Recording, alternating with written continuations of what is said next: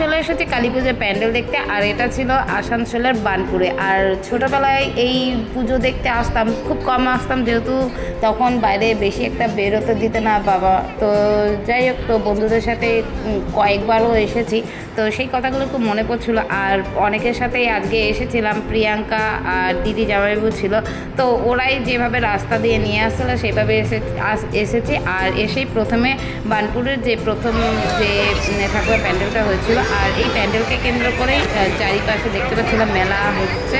আর আগেও হতো, তো কিছুটা কথা মনে পড়ছিল। তো পুরো চারিদিকের মেলাটা তোমাদের সাথে ঘুরে দেখাবো, তো আমার পুরো ভিডিওর সাথে থাকো।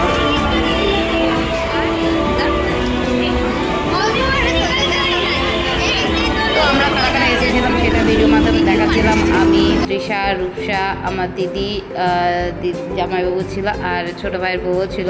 তো তারপরে ওখানে সবাইকে দেখানোর পরে চলে আসলাম এখানে রাইড চলতে। আর আমি আর রূপসা জিজ্ঞাসা করছিলাম কে কোনটাতে চাপে।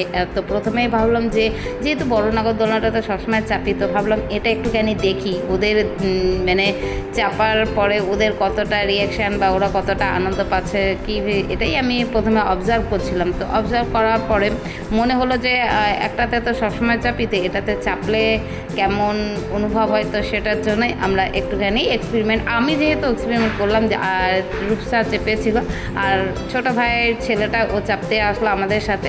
তো আমিও দেখছি যে কেমন হয়।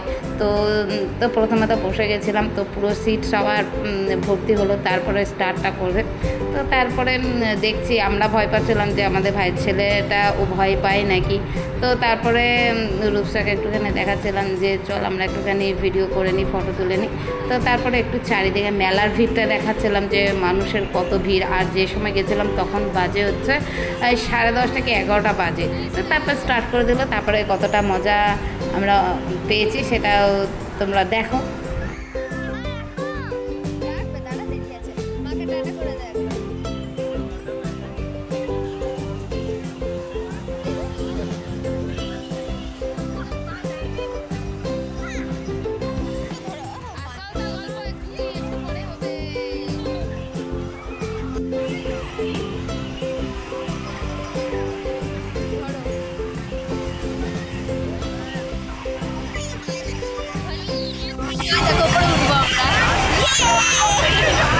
প্রথম যে ঠাকুরটা দেখতে এসেছিলাম সেখানে এসে অনেকটাই টাইম লেগে গেছিলো, যেহেতু মেলাতে এখানে চাপা হয়েছিল, তার সাথে সাথে খাওয়া দাওয়াও ছিল। তো তারপর অনেকক্ষণ পরে তারপর আবার দ্বিতীয় প্যান্ডেলটাতে চলে আসলাম।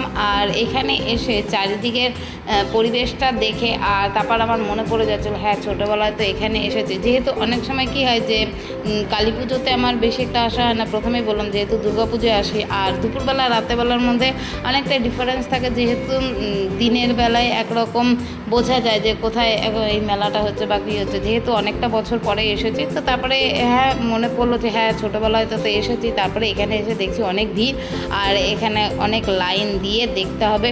তো যেহেতু এসেছি আর এখানে লাইন দিতে হবে, তো অনেকটাই বাঁশের ব্যারিকেড করে দিয়েছে, এইভাবে লাইন করে দিয়েছিল, এইভাবে এক লাইন থেকে আরেক লাইনে এইভাবে বাঁশের যে লাইন করে দিয়েছিলো সেইভাবে আসলাম। আর রূপসাকে বলছিলাম ফোনে কিছু প্রবলেম হচ্ছিলো, তো আবার একটুখানি ঠিক করে দিল। তারপর অনেকক্ষণ লাইনে দাঁড়ানোর পরে মোটামুটি আমরা একদমই প্যান্ডেলের সামনে চলে এসেছি। তারপরে খুব সুন্দর লাগছিলো, দূর থেকে তো দেখিয়েছি। আর তারপরে এবার ভেতরে গিয়ে এবার দেখবো যে ঠাকুরটা কত সুন্দর করেছে আর প্যান্ডেলে কী কী কারুকার্য করেছে। তো চলো।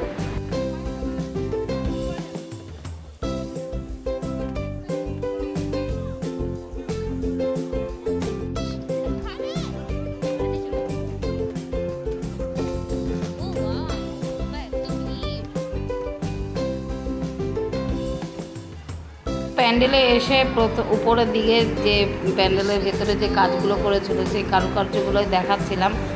খুব সুন্দর কাজ করেছে, উপরের দিকে দেখতে পাচ্ছিলাম অনেক অনেক ছবি আঁকা রয়েছে, আর ঠাকুরটাও খুব সুন্দর করেছে। তো আমরা দুটো প্যান্ডেল দেখেই আমরা এবার বাড়ি ফিরছিলাম, আর দিদি গাড়িটা চালাচ্ছিল, তাই জন্য একটুখানি ভিডিও করলাম। তো তোমরা সবাই ভালো থেকো, সুস্থ থেকো, টাটা।